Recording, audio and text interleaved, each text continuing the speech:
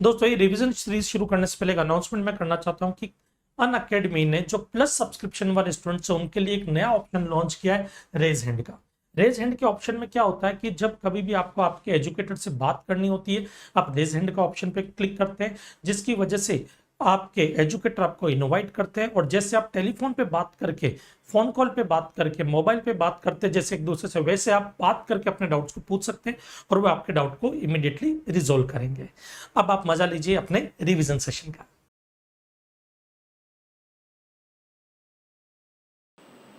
जय हिंद, जय भारत।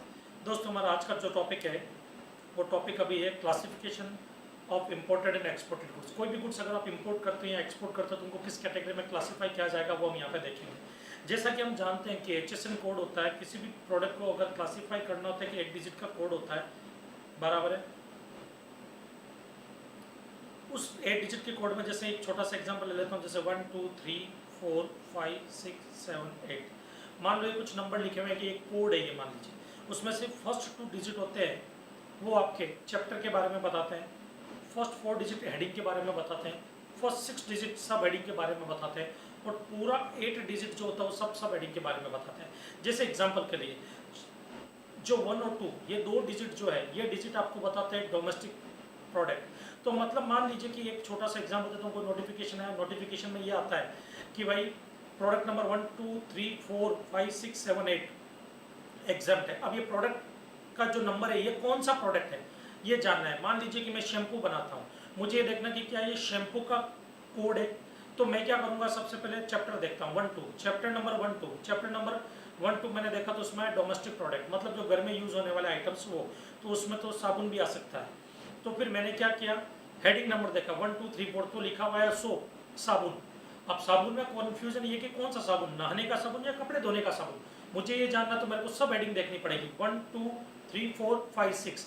ये मैंने चेक किया गूगल पे तो लिखा हुआ यार नहाने का साबुन। अब और कन्फ्यूजन, नहाने के साबुन में भी कौन सा, लिक्विड फॉर्म में वो या केक फॉर्म में, जो जैसे ये शैम्पू ये लिक्विड फॉर्म में, ये साबुन केक फॉर्म में होता है, तो कौन सा वाला। तब बोला गया कि भाई सब हेडिंग देखो। तो मैंने 1 2 3 4 5 6 7 8 पूरा डिजिट अगर सर्च किया तब मुझे मालूम चला कि ये लिक्विड फॉर्म की बात कर रहा है। इसका मतलब ये शैम्पू और शैम्पू एग्जेम्प्ट है।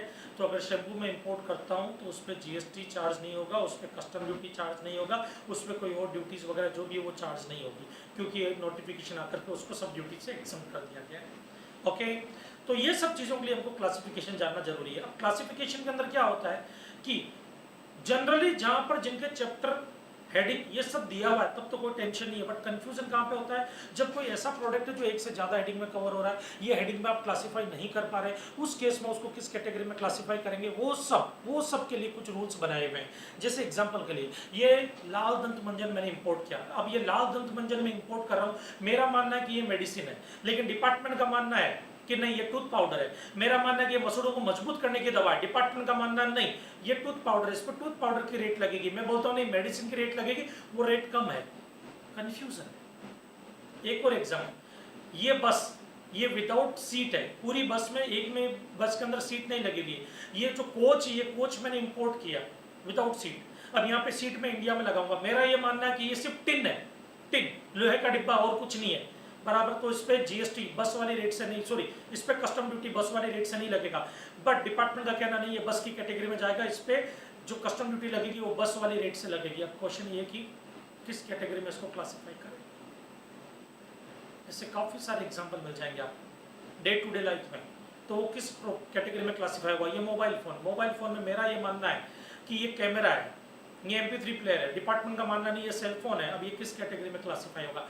ये जो देखो ये पैड, देखो पैड ये होता है, अब इसको लैपटॉप माने, आईपैड होता ना, जैसे आईपैड तो आईफोन का हो गया, बराबर है। वैसे ही आपने देखो टैब, बेस्ट आइडिया दो, टैब है ये। अभी टैब जो है वो किस कैटेगरी में, ये लैपटॉप माने इसको या सेलफोन की कैटेगरी में क्लासीफाई करें, किस कैटेगरी में क्लासीफाई करेंगे। इन सब चीज़ों के लिए क्लासिफिकेशन रूल्स होते हैं। तो क्लासिफिकेशन रूल्स क्या बोलते हैं, जब कंफ्यूजन हो तो रूल्स लगाओ, रूल सब सीक्वेंस में लगेंगे। पहले रूल 1 लगाओ, वो नहीं लग रहा है तो 2A लगाओ, 2A नहीं लग रहा है तो 2B लगाओ, 2B नहीं लग रहा है तो 3A 3B 3C, वो नहीं लग रहा है तो 4, वो नहीं लग रहा है तो 5A 5B। तो जरा देखते हैं रूल नंबर 1 क्या बोलता है, जरा ध्यान से सुनना। रूल नंबर 1 बोलता है कि जो क्लासिफिकेशन होता है, the chapter title is only for reference. जो चैप्टर का टाइटल वो सिर्फ रेफरेंस के लिए, क्लासिफिकेशन के लिए वो यूज मत करो, क्लासिफिकेशन के रेफरेंस के लिए खाली उसको यूज कर लो। क्लासिफिकेशन किसके बेस पे होगा? Classification is always done using section and chapter notes. Sir ये क्या है, समझा नहीं। Further if heading and section chapter notes do not otherwise require classification shall be as per the rule 2 3 4 5 6। ये क्या बोलना चाहता भाई, जो चैप्टर है चैप्टर के नाम्स को सिर्फ रेफरेंस के लिए यूज करो, चैप्टर के टाइटल को सिर्फ रेफरेंस के लिए यूज करो, टाइटल जानने के लिए यूज करो, लेकिन क्लासिफिकेशन जो होता है वो उसमें जो सेक्शन या नोट्स है उनके बेस पे करो। बेस्ट एग्जांपल मैं आपको देता हूँ, एक है चैप्टर नंबर 39। ये क्या है? Chapter number 39। चैप्टर नंबर 39 क्या बोलता है? प्लास्टिक आइटम्स के लिए। क्या है? प्लास्टिक आइटम्स के लिए। अब इधर देखो, क्वेश्चन ये कि मैं प्लास्टिक के टॉयज बनाता हूँ, ये प्लास्टिक के टॉयज में बनाता हूँ और गवर्नमेंट ने एक नोटिफिकेशन निकाला, चैप्टर नंबर 39 एग्जाम्प्ट है, चैप्टर 39 एग्जाम्प्ट है, गवर्नमेंट का नोटिफिकेशन आया। तो मुझे क्या लगेगा, अब मैं अगर टॉयज एक्सपोर्ट करता हूँ या टॉयज को इंपोर्ट करता हूँ तो जीएसटी नहीं लगेगा। मान लो मैं टॉयज को इंपोर्ट करता हूँ तो जीएसटी नहीं लगेगा, कस्टम ड्यूटी नहीं लगेगी, बेसिक कस्टम ड्यूटी नहीं लगेगी, सोशल वेलफेयर सरचार्ज नहीं लगेगा, कुछ भी नहीं लगेगा। मैं खुश हो गया और मैंने इंपोर्ट किया, डिपार्टमेंट ने बोला ड्यूटी पे करो। मैंने कहा क्या बात कर दो भाई साहब, ड्यूटी तो लगेगी नहीं। बोले ऐसा कैसे नहीं लगेगी, ड्यूटी लगती है। मैंने कहा जी चैप्टर नंबर 39 प्लास्टिक आइटम्स का है और अभी गवर्नमेंट ने नोटिफिकेशन निकाला चैप्टर 39 पर इंपोर्ट ड्यूटी नहीं चार्ज होती है। बोले आपने चैप्टर 39 कहाँ देखा? मैंने कहा जी मैंने देखा था, प्लास्टिक आइटम्स चैप्टर 39 था। बोले उसके नोट्स पढ़े आपने? मैंने कहा जी नहीं। बोले उसके सेक्शंस पढ़े? मैंने कहा जी नहीं। बोले जाकर के पहले पढ़ना था तुम्हारे को, उसके नोट्स पढ़ो। मैंने कहा जी देखता हूँ, नोट्स क्या जरा देखते हैं। चैप्टर 39 का टाइटल था plastic items, but all plastic can not be classified under that heading. The chapter notes क्या बोलता है? Specifically exclude plastic toys, watches, automobiles parts. ये भले प्लास्टिक के बने हो बट चैप्टर 39 में कवर नहीं होंगे। ये मुझे कब पता लगा? नोट्स पढ़ने से। तो खाली टाइटल को देख करके आप क्लासीफाई नहीं कर सकते, उसमें जो नोट्स है उनको भी आपको देखना पड़ेगा। चैप्टर 2A कब लगता है? चैप्टर 2A लगता है कोई भी semi finished goods, semi knockdown या कंप्लीटली नॉकडाउन। सेमी नॉकडाउन मतलब semi finished goods, completely knockdown मतलब फुल्ली डिसअसेंबल फॉर्म में जो है। जैसे एग्जांपल के लिए फॉरेन से मैं ये साइकिल मंगवा रहा हूँ विदाउट सीट, ये बिना सीट की साइकिल में इंपोर्ट करता हूँ। अब क्वेश्चन है कि किस कैटेगरी में क्लासीफाई हुआ? ये सेमी फिनिश्ड गुड्स है, उसको फिनिश गुड्स में बना हुआ साइकिल की सीट वगैरह लगा करके, बराबर है। ये पैसेंजर कोच मैंने इंपोर्ट की है, बराबर है। अब ये कोच है, इसमें सीट नहीं लगी हुई, सीट में यहाँ पे इंपोर्ट करने के बाद में मैं लगाऊंगा इसमें। तो क्वेश्चन ये है कि ये किस कैटेगरी में क्लासीफाई होगा, बराबर। इस पे इंपोर्ट ड्यूटी लगेगी या नहीं लगेगी, किस कैटेगरी में क्लासीफाई होगा? क्या ये कोच की कैटेगरी में क्लासीफाई होकर के कोच के रेट से ड्यूटी चार्ज होगी, या ये साइकिल की कैटेगरी में क्लासीफाई होकर के साइकिल की रेट से ड्यूटी चार्ज होगी? तो यहाँ पर ये बोला जाता है कि कोई भी प्रोडक्ट अगर सेमी नॉकडाउन या फुल्ली डिसअसेंबल फॉर्म में इंडिया में इंपोर्ट हो रहा है तो उस केस में याद रखना कि वो प्रोडक्ट अगर इजीली असेंबल हो सकता है विदाउट एनी कॉम्प्लिकेटेड प्रोसेस, कोई कॉम्प्लिकेटेड प्रोसेस नहीं होना चाहिए, और मेन आर्टिकल्स के असेंशियल फीचर्स कवर करता है, मतलब असेंबल होने के बाद में या फिनिश गुड्स बनने के बाद में जो प्रोडक्ट बनेगा, बराबर, उसके असेंशियल फीचर्स कवर कर रहा है, तो असेंबल होने के बाद में जो प्रोडक्ट बनेगा उसी कैटेगरी में डाल दूं। मतलब साइकिल विदाउट सीट को भी साइकिल माना जाएगा, पैसेंजर कोच विदाउट सीट है ये भी पैसेंजर कोच ही माना जाएगा, बराबर है ना। 2A के बाद में आता है 2B। 2B क्या बोलता है आपके? अगर कोई भी प्रोडक्ट है जिसका कोई हेडिंग वगैरह नहीं है, बराबर है, तो वो जिस प्रोडक्ट से मिल बना है उसकी हेडिंग में डाल दो। जैसे एग्जांपल के लिए मान लीजिए गोल्ड की एक हेडिंग है बट ज्वेलरी की कोई हेडिंग नहीं है। अब ये ज्वेलरी जो है वो किससे मिलकर के बनी है? गोल्ड से बनी है, बराबर। तो इसको गोल्ड की कैटेगरी में डाल दो। किसकी कैटेगरी में डाल दो? गोल्ड की कैटेगरी में।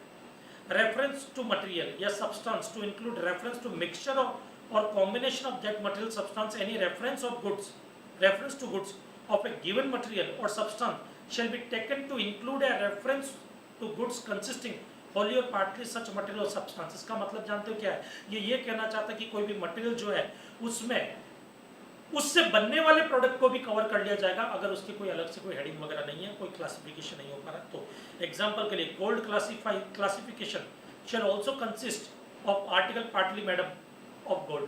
मान लो मैं मंगलसूत्र बनाता हूँ, ये मंगलसूत्र बनाने का काम है, सॉरी बनाता नहीं, मैं इंपोर्ट करता हूँ, मैं मंगलसूत्र इंपोर्ट करता हूँ, उसमें गोल्ड भी है और आर्टिफिशियल बीड्स भी है ब्लैक कलर के।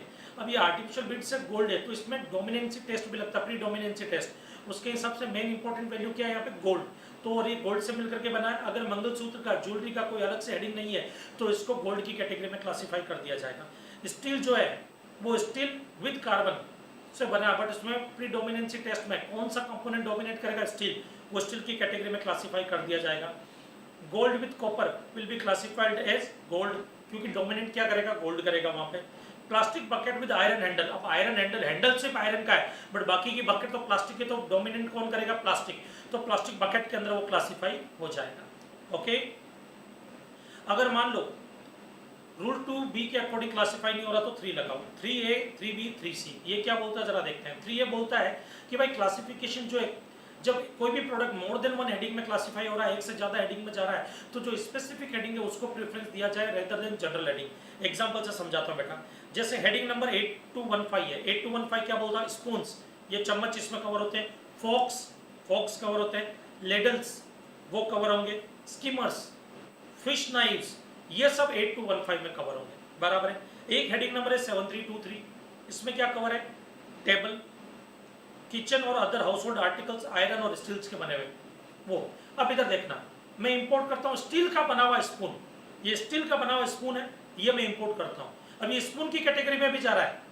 इस वाली हेडिंग में भी जा रहा है, कौन सी 8215 है, ये 8215 हेडिंग में भी जा रहा है। देखो ऊपर हेडिंग नंबर लिखा हुआ है 8215, इधर हेडिंग नंबर क्या लिखा हुआ 7323, 7323 में भी जा रहा है, क्योंकि किचन में यूज होने वाला आर्टिकल्स है जो स्टील और आयरन से बना हुआ है।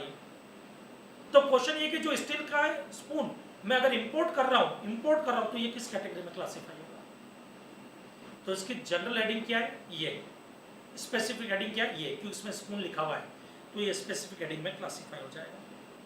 लेकिन मान लो एक से ज्यादा स्पेसिफिक हेडिंग हो तो क्या करोगे, तब लेटर इज बेटर, 3C लगता है, लेटर इज बेटर। सर कैसे, एग्जांपल बताता हूँ, इधर देखो हेडिंग नंबर है 4010, ये है conveyor and transmission Belting. Conveyor and transmission Belting, ये देखो ये बेल्ट होता है ना जो सामान को, पीछे वीडियो देख रहे हो आप, ये अब ये देखो ये जो बेल्ट चल रहा है जो सामान को ऊपर पहुंचा रहा है, या एयरपोर्ट पे आप देख रहे हो कि एयरपोर्ट पे जो सामान आपका लगेज वगैरह जो आता है वो एक बेल्ट घूमती रहती है, वो कन्वेयर एंड ट्रांसमिशन बेल्टिंग है। उसकी हेडिंग है 4010, एक हेडिंग है 5910, वो उसमें क्या क्या प्रोडक्ट कवर हो रहा है, ट्रांसमिशन बेल्टिंग, कन्वेयर बेल्टिंग और टेक्सटाइल मटेरियल, वो सब यहाँ पे कवर हो रहे हैं, बराबर है। अब यहाँ पे ध्यान से सुनना बेटा, मैं conveyor and transmission Belting import कर रहा हूँ। अब क्वेश्चन ये है कि वो किस कैटेगरी में क्लासिफाई होगी, क्योंकि दोनों स्पेसिफिक हेडिंग है, 4010 भी स्पेसिफिक हेडिंग है, 5910 भी स्पेसिफिक हेडिंग है। तब यहाँ पर बोला गया लेटर इज बेटर, जो बात की हेडिंग है उसको प्रेफरेंस दो, मतलब 5910 को इसमें क्लासिफाई होगा। सर तो 3B किसके लिए लगता, 3B लगता कोई भी प्रोडक्ट जो मल्टीपल यूज के लिए है और उसके अकॉर्डिंग उसका क्लासिफिकेशन अलग अलग हो रहा है। जैसे एग्जांपल के लिए मोबाइल फोन, ये सेल फोन ये मल्टीपल यूज का है, ये MP3 प्लेयर के जैसे भी काम आ सकता है, ये कैमरे के जैसे भी काम आ सकता है आपके, और उसके अलावा ये सेल फोन के जैसा भी काम आ सकता है, मल्टीपल यूज है। ये प्रिंटर कम स्कैनर, ये स्कैनर भी है, प्रिंटर भी और फैक्स मशीन तीनों इसके अंदर है। अब इसको प्रिंटर माने, स्कैनर माने, फैक्स मशीन माने, इसको मोबाइल फोन माने या MP3 प्लेयर माने या कैमरा माने। बुक विद CD, ये देखो ये बुक के साथ में ये DVD मिलती है, तो उसको बुक माने या DVD माने, कौन सी कैटेगरी में मान करके ड्यूटी चार्ज करें। मान लो मैं सेलफोन इंपोर्ट कर रहा हूँ या मैं प्रिंटर इंपोर्ट कर रहा हूँ, तो उस पर ड्यूटी किस कैटेगरी में क्लासिफाई करके लगाई जाएगी, प्रिंटर मानूं, क्या मानूं मैं उसको, या स्कैनर मानूं या जेरोक्स मशीन मानूं, क्या मानूं, क्या मान करके करूं, बराबर है, फैक्स मशीन मानूं, क्या मानूं मैं, इन सब चीज़ों को लेकर के कंफ्यूजन क्रिएट हो जाता है। तो ऐसी कैटेगरी में उन्होंने क्या बोला, जो प्रिंसिपल एलिमेंट है उसको ध्यान में रख करके कि उनमें से प्रिंसिपल एलिमेंट कौन सा है, तो उसमें जो प्रिंसिपल एलिमेंट है वो कैसे पता लगेगा, उनके एसेंशियल कैरेक्टर को देख करके, उनका मेन कैरेक्टर क्या है उसके अकॉर्डिंग। तो when no specific heading is given, classification shall be based on essential character. अब जैसे बुक विद CD है, बराबर है, तो इसमें CD जो है सेकेंडरी है, मेन आर्टिकल क्या है बुक, मेन एलिमेंट क्या है बुक, तो ये बुक में क्लासिफाई होगा। सेलफोन का मेन कैटेगरी क्या है, मेन आर्टिकल क्या है, मेन एलिमेंट क्या है, मेन कैरेक्टर क्या है, सेलफोन, बराबर। ये प्रिंटर है, इसका मेन काम प्रिंटिंग का है, प्रिंट निकालना है, फैक्स भले इसके अंदर हो या स्कैनर इसके अंदर हो, वो मेन नहीं है, मेन प्रिंट है, तो प्रिंटर की कैटेगरी में जाएगा। अलार्म लॉक, ये अलार्म लॉक होता है मालूम है, गाड़ी के अंदर लगा दिया जाता है, बराबर है, ये देखो ये वाला ऐसा, ये अलार्म लॉक। अब ये जो इसका काम है लॉक का, भले ही अलार्म बजता बड़ी अलार्म की कैटेगरी में नहीं जाएगा, ये लॉक की कैटेगरी में जाएगा, बराबर है, ओके।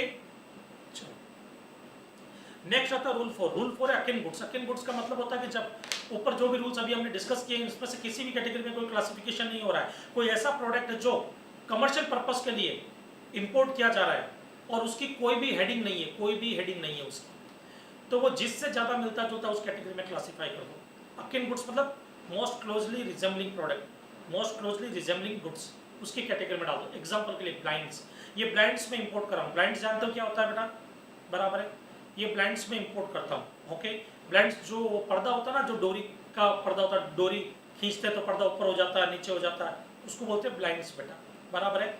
जो सन ग्लेड से बचाने का काम करता है, ऑफिस वगैरह में आपने देखा होगा लगे हुए रहते पर्दे, बराबर, उसको बोलते हैं ब्लाइंड्स।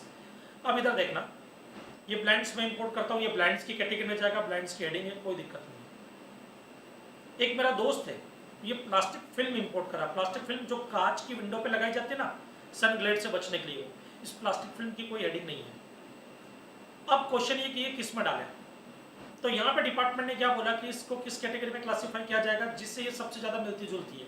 बोले इसका काम क्या है, सन ग्लेड से बचाना, और ब्लाइंड्स का काम भी होता है सन ग्लेड से बचाना, तो ये ब्लाइंड से इसकी कैटेगरी में इसको क्लासीफाई कर दो। तो ब्लाइंड्स वाली रेट इस पे लगेगी जब प्लास्टिक फिल्म इंपोर्ट की जाएगी।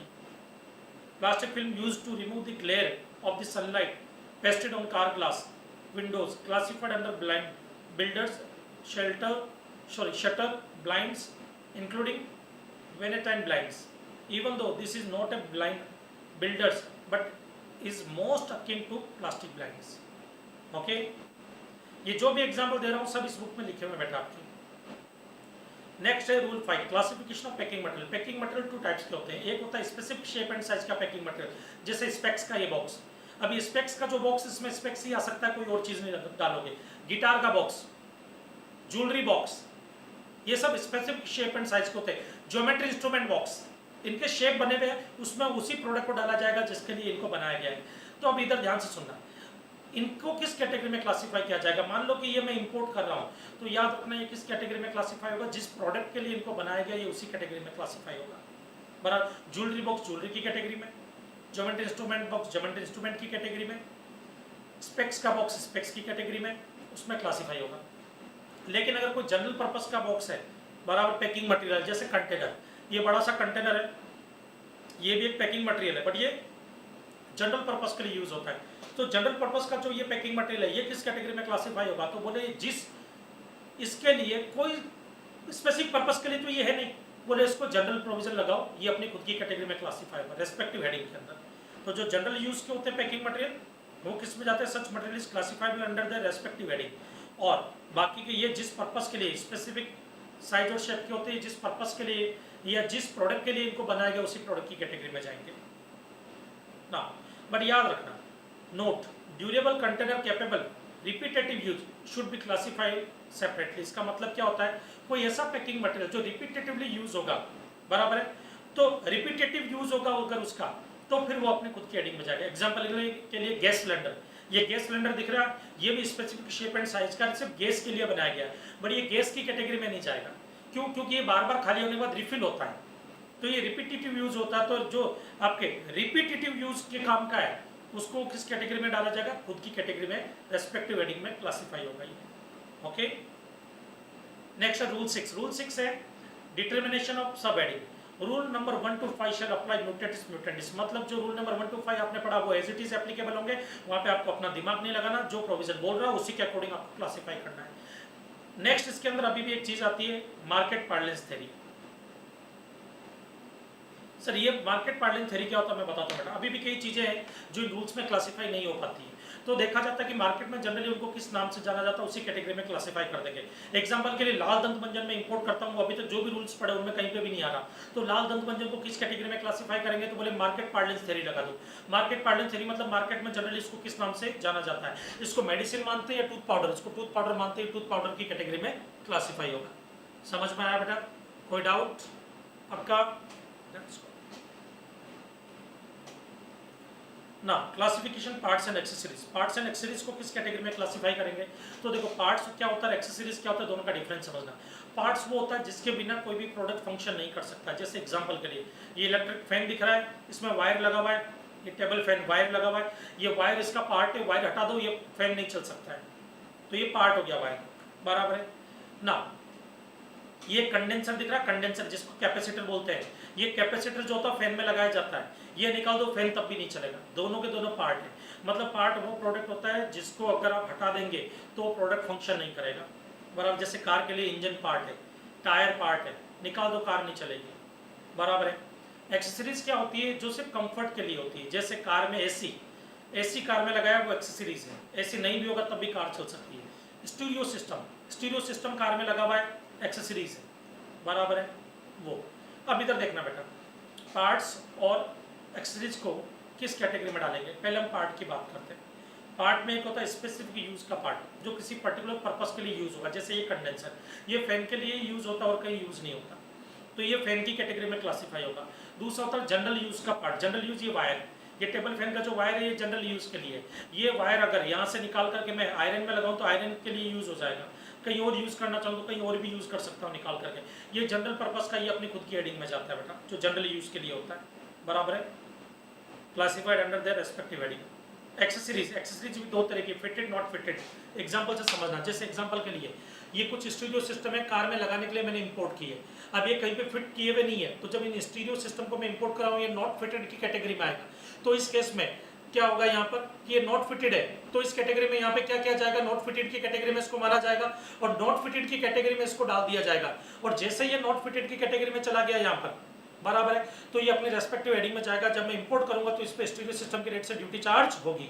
दूसरा केस यहाँ पे आते हैं, एक और केस लेते हैं यहाँ पर, कौन सा, ये स्टीरियो सिस्टम अब मैंने इस कार में फिट कर दिया, कार में फिट कर दिया, बराबर, और कार को अब मैं एक्सपोर्ट कर रहा हूँ, तो ये कार की कैटेगरी में क्लासिफाई होगा, ये अपनी आइडेंटिटी लूज कर देता। तो कोई भी एक्सेसरीज जब तक नॉट फिटेड है, बराबर है, तो वो खुद की हेडिंग में क्लासिफाई होगा, और जैसे ही फिट हो गई किसी चीज में तो फिर वो जिस चीज में फिट हुई है उसकी कैटेगरी में चली जाएगी और अपनी खुद की आइडेंटिटी लूज कर देगी। Lose their identity and are classified under those goods in which they are fitted. Okay ना, तो ये आपके क्लासिफिकेशन वाला पार्ट कंप्लीट होता है बेटा। मिलते हैं हम हमारे नेक्स्ट सेशन में। हमारी मेहनत अगर आपको पसंद आई है और ये वीडियो आपको अगर अच्छा लगा और आपको लगता है कि रिवीजन करने में आपकी बहुत मदद हो रही है यहाँ पर, तो वीडियो को लाइक करना ना भूलें बेटा। इसको लाइक करें, चैनल को सब्सक्राइब करें। जय हिंद, जय भारत।